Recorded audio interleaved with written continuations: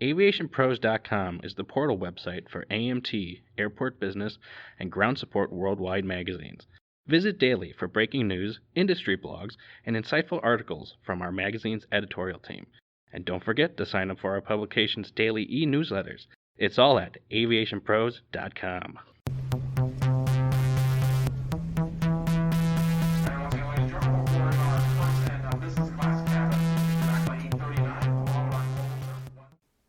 Hello, everyone, and welcome to another edition of the Aviation Pros podcast.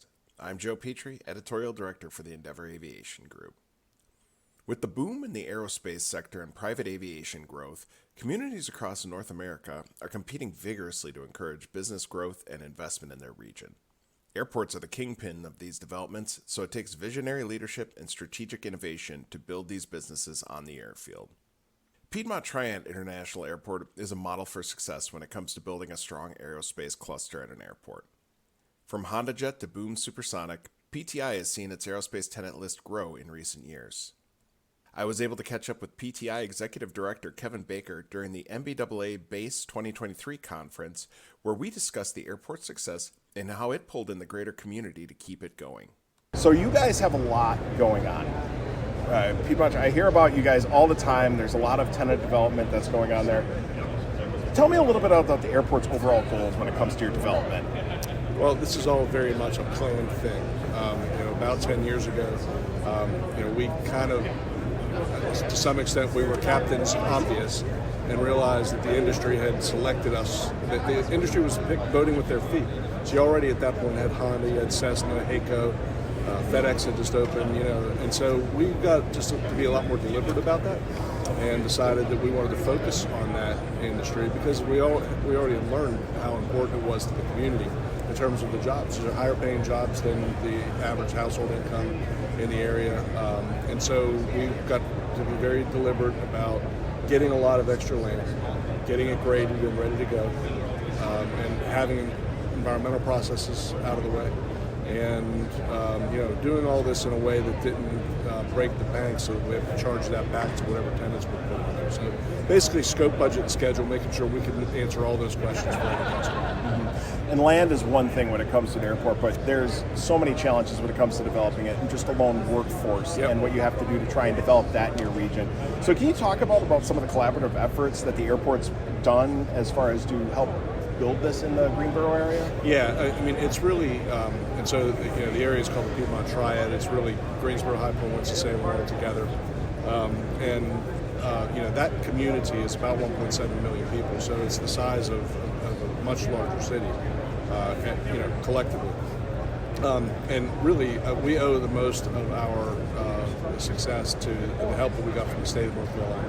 The legislature of the state has been very generous to help us with money to allow us to be able to grade sites, building a very large taxiway bridge that goes over top of an interstate that opens up 600 acres that we owned on the other side of that interstate that we can now access. And so having that in place, the state of North Carolina again has just been, I think, our biggest partner.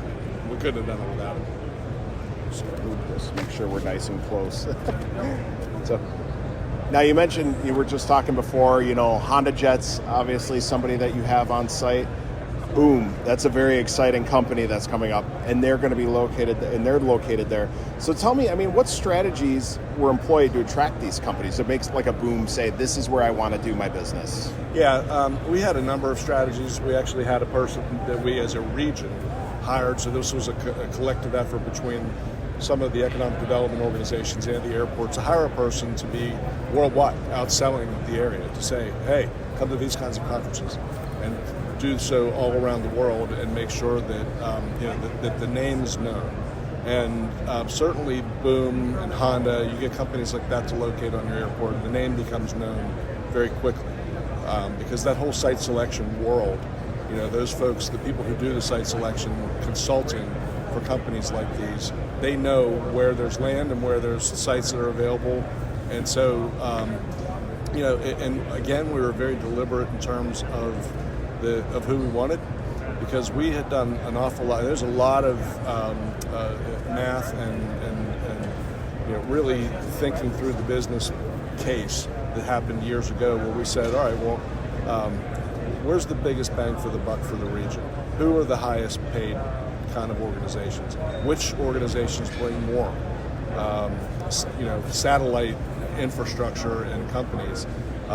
Who has the greatest density of employment? So we would look at the number of acres, number of people employed divided by the number of acres that they would lease, the number of people employed divided by the size of buildings that they would have, and then total salaries per acre, per square foot.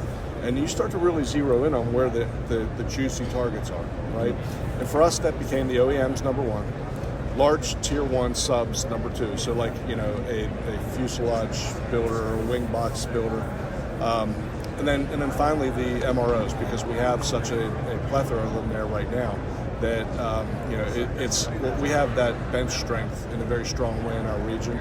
So it's just an obvious, even though in the MRO world the average salaries can be a little bit lower than the OEMs because it's more the mechanics and repair folks than it is the aerospace engineers, for instance. But they're still very good paying jobs, and so we focus on those three boxes, and we advertise kind of globally in a lot of these publications that you have. We've advertised regularly in other ones as well to try and hit our market. And you got looking for a lot of these different employers that can be in. They got to build the buildings. You got workforce that needs to develop. The community's working on that. You guys have a more interesting and more intricate challenge when it comes to supporting this, when it comes to your infrastructure investment in order to make sure that these companies can thrive on your airport facility. Tell me a little bit about the strategic thinking on how you've been investing in your infrastructure. I think the biggest thing is literally making sure that you can say yes. And what that means is being able to answer yes to a bunch of questions. Do you have a site that's of the sufficient size? And you'll get an RFP from companies and they'll say, well, we need 100 acres. It needs to be next to a runway, next to an interstate. We want it graded, all the utilities brought there. We want it next Friday, and we want it for free. And if you can't name all of those, name that tune on all of those, then you can bet that you're not going to win. And so we just said back, again, 10 years ago or so, we need to figure out how to get the scope, the budget, and the schedule all figured out so that when customers would come here, we'd have the scope that they needed, but it wouldn't be at some huge, amazing price that they have to deal with. And we could do it, most importantly, Joe, is that we will be ready when they are. Whereas other locations, if they select some place where they want to go, they might have to go through a 2 or 3 year environmental process. We're done. We're ready to go right now. So I think that really puts us in a competitive position. You've got a lot of victories so far when it comes to the growth you've seen at the airport and the people you've been able to bring in, the OEMs, building the workforce. There's this overall vision of building a center of aviation in your region. Tell me, what's that strategy going forward? I mean, it's a 100-year vision from what I understand. How does that go? What does that look like as you progress? Yeah, I mean, in this industry, you have to think 100 years out if you think about it. And what we're really trying to do also is to make sure, in order to better position and hedge the airport's property for the future, we're trying to have a diversity of types of employers, and that's really taking root naturally. Now, you've got companies like FedEx who are, they're moving packages, right? Kind of an old traditional use of an airport. But then you've got OEMs, you've got a couple of OEMs, you've got a bunch of MROs, and then we've got kind of disparate MROs. So for instance, Marshall Aerospace, they're just building their building right now. They specialize in C-130s. So they're working on military airplanes from around the world, but with very specific MRO where they're not necessarily competing against a HAECO, for instance, who is an MRO, third-party MRO for commercial airlines and so forth, and not in that same industry. So they're competing for employees for sure, but they're not competing for customers. And so that eVTOL, that's another big world for us going forward. That we've got a number of companies that are interested in us, and we're hopeful that we'll come up with a win with one of those.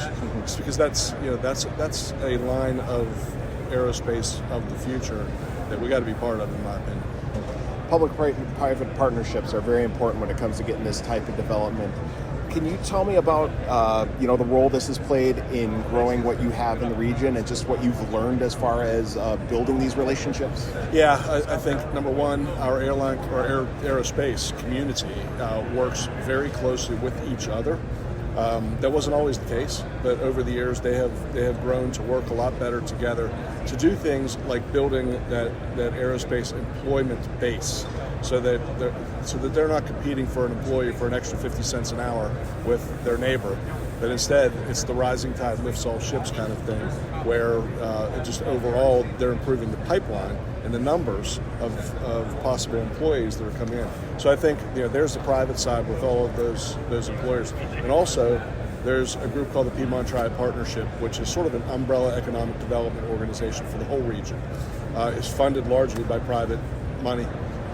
Same with chambers of commerce, obviously. But I think all of the companies in the region, we're sort of like Switzerland. Everybody loves the airport, and all of the companies in the region are very supportive of everything we're doing because it benefits all of them. If you think about what's happening in the world, in our community, I always go through the example of somebody moves to the area, maybe to go to work for Boom as an aerospace engineer. They buy a house. The realtor who sells them the house makes a commission. The realtor goes home and tells her husband or his wife, hey, had a nice commission today, that car's getting so old, time to replace that car, let's go get a new car. They go buy a new car. You get where I'm going with this. I mean, this is like the lifeblood economically in the community, and it's there, it's growing, and I think it's just going to keep on going. That being said, how is the region, growing and retaining this top talent? I mean, there's such a challenge to get aerospace workers everywhere. Yeah, well, so I think that number one, you have a place that's just a really cool place to live, and I'm from Pittsburgh originally. My wife and I moved there 25 years ago to help the airport run a project, and we were going to move back in 2 years. Well, never happened. We're 25 years ago. Our kids were both born in North Carolina. So it's a nice place to live. It's a great community. It's a great environment. You're very close to the ocean, close to the mountains. You can take your choice. North Carolina is a very diverse state in terms of what its outdoor life offers. Roadway system, I think better than any in the country. Low cost of living, low cost of doing business, just nice people. So when you have all of those assets combined, people and companies are drawn to that naturally. And when you then add on top of that all of the assets that they need, all these sites that I'm talking about, plus long runways, plus an existing bench strength in this of employee, it becomes a no-brainer. So there's technology is ever evolving. I mean, every one of these trade shows we go to, we see new things that are going out there. We hear about eVTOL, we hear about new types of aircraft, everything that's going on. What steps are you taking to ensure that you guys are keeping ahead with the market trends to make sure you're serving customers going forward? Yeah, I mean, as I mentioned before, with the eVTOL world, we definitely would love to be in that place, and again, are actively courting a number of companies that are in that space. I just think that it's 30 years from now, it's becoming more of a mature market, and it's embedded into our lives, and it's being used. And so I think that it's really important to be out in front of that. And we regularly have folks that are engaging with that part of the industry to make sure that they're aware that whenever they're bedding down these manufacturing locations, we're here, we're ready to help. And how have you been engaging the community to make sure that they're supporting this types of efforts? Yeah, so the community is incredibly supportive, and I think it's mainly because you've got a community that in the decade that went from 1990 to 2000 lost 90-some thousand net jobs because of the furniture industry offshoring, because of the textile industry offshoring, and because of tobacco, all the problems that happened with tobacco in the 90s, all the lawsuits, etc.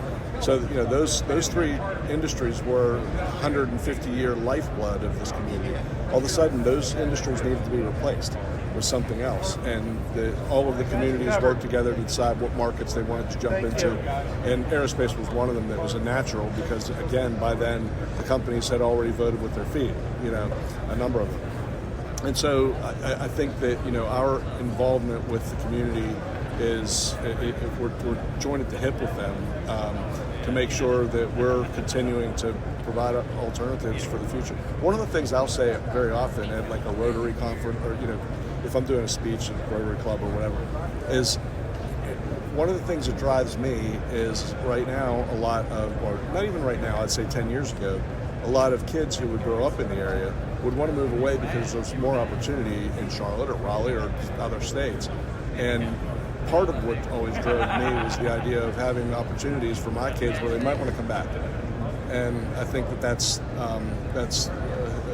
shared by a lot of people in the community, because it is a really cool place to live.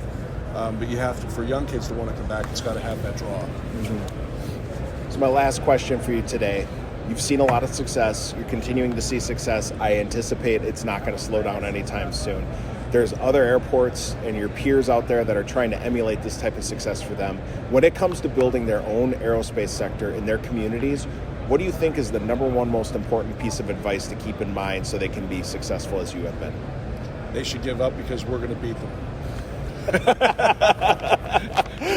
Just kidding. No, I'm very supportive of, and I've helped a lot of my peers who've asked questions about how to do this.